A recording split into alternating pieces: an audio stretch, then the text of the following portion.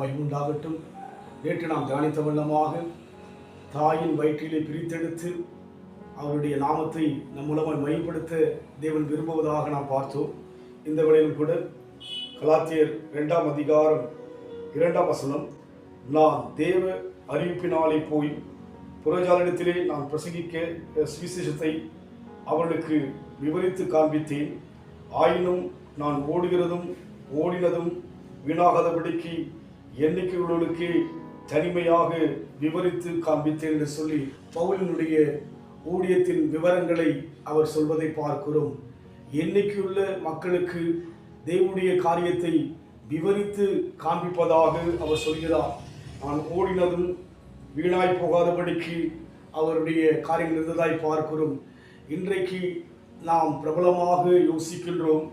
ஆனால் பிரபலமான பவுலுடைய அனுபவங்களை பார்க்கும் பொழுது, நான் தேவ அறிவிப்பினால் போய் புறஜாலத்திலே பிரசங்கிக்கிற சுவிசேஷத்தை அவர்களுக்கு விவரித்து காண்பித்தேன் என்று சொல்லி தேவ அறிவிப்பினாலே எண்ணிக்கையுள்ள மக்களுக்கு அவர் விவரித்து காண்பிக்கிறார். அந்த எண்ணிக்கையுள்ள மக்களுக்கு ஏனோ தானென்று சொல்லாதபடிக்கு விவரமாக சுவிசேஷத்தை விவரித்து காண்பித்து தேவனை தன் வாழ்க்கையில் வெளிப்படுத்துகிற ஒரு உகந்த ஊழியமாக, ஒரு உண்மையுள்ள ஊழியமாக பவுலின் ஊழியம் இருப்பதை பார்க்க முடிகிறது. அவருடைய அழைப்பு மேன்மையான அழைப்பு. இயேசு கிறிஸ்துவுடைய அந்த வருகைக்கு முன்பாக அவர் அந்த தெருவீதியிலே அவர் சந்தித்ததாக பார்க்க முடிகிறது. இன்றைக்கு நம் வாழ்க்கையிலே அப்பேற்பட்ட தரிசனத்தை பெற்ற அவருடைய வாழ்வு எண்ணிக்கையுள்ள மக்களுக்கு தேவனுடைய சுவிசேஷத்தை விவரமாக சொல்வதாய் பார்க்க முடிகிறது. இன்றைக்கு நாம் நம்முடைய காரியங்களை பெருமைப்படுத்த யோசிக்கின்றோம்.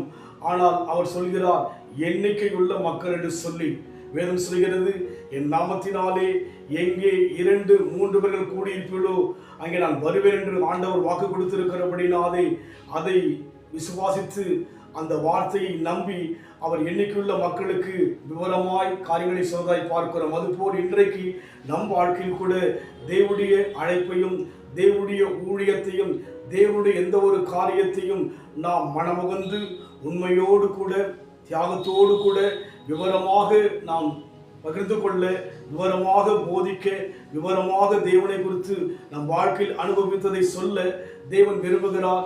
அதைதான் பவுல் செய்திருக்கிறார். நாமும் அந்த அனுபவத்தில் போகும்படியாக, ஆகிலும் நான் ஓடுகிறதும் ஓடினதும் வீணாகாதபடிக்கு எண்ணிக்கை உள்ளவர்களுக்கு தனிமையாக விவரித்து காண்பித்து சொல்லி பார்க்கிறோம். அவருடைய ஓட்டமும் அவர் செய்த செயல்களும் வீணாய் போகவில்லை. காரணம், அதை விவரமாக போதிக்கிறவராய் இருக்கிறார். அதுபோல இன்றைக்கு நம் வாழ்க்கையில் கூட அந்த அனுபவத்தில் போக நாம் இப்போ கொடுப்போம். எங்கே நான் போக உம் சித்தமோ அங்கே நான் சென்றிடுவேன். எங்கே நான் போக உம் சித்தமோ அங்கே நான் சென்றிடுவேன். சாத்தான் கோட்டையை தகர்த்திடுவேன், சாத்தான் கோட்டையை தகர்த்திடுவேன். நாதாம் திருக்கரத்தில் இசைக்கருவினால் நாள்தோறும் பயன்படுத்தும் முந்தன் சித்தம் போல் ஒரு பயன்படுத்தும்படியான ஒரு பாத்திரமாய் இருப்போம். அன்பின் ஆண்டவரே, அன்றைக்கு பவுல் வாழ்க்கையிலே அவர் செய்த ஒரு காரியமும் வீணாய் போகாதபடிக்கு விவரமாக எண்ணிக்கையுள்ள மக்களுக்கு போதித்ததாய் பார்க்கிறோம். அதுபோல் எங்கள் வாழ்க்கையில் கூட சிறிய ஊழியமாயிருந்தாலும் பெரிய ஊழியமாயிருந்தாலும் அதை ஆண்டவர் நாங்கள் விவரமாய் செய்ய, உண்மையாய் செய்ய, எதை தேவனுக்கென்று செய்கிறோமோ அதை ஆண்டவரே கர்த்தாவை மகிழ்ச்சியாய் செய்ய, மனமுகந்து செய்ய, தியாகமாய் செய்ய எங்களுக்கு உதவி செய்யும். ஆசீர்வதியும். இயேசுவின் நாமத்தில் பிதாவே, ஆமென். கர்த்தர் ஆசீர்வதிப்பாராக.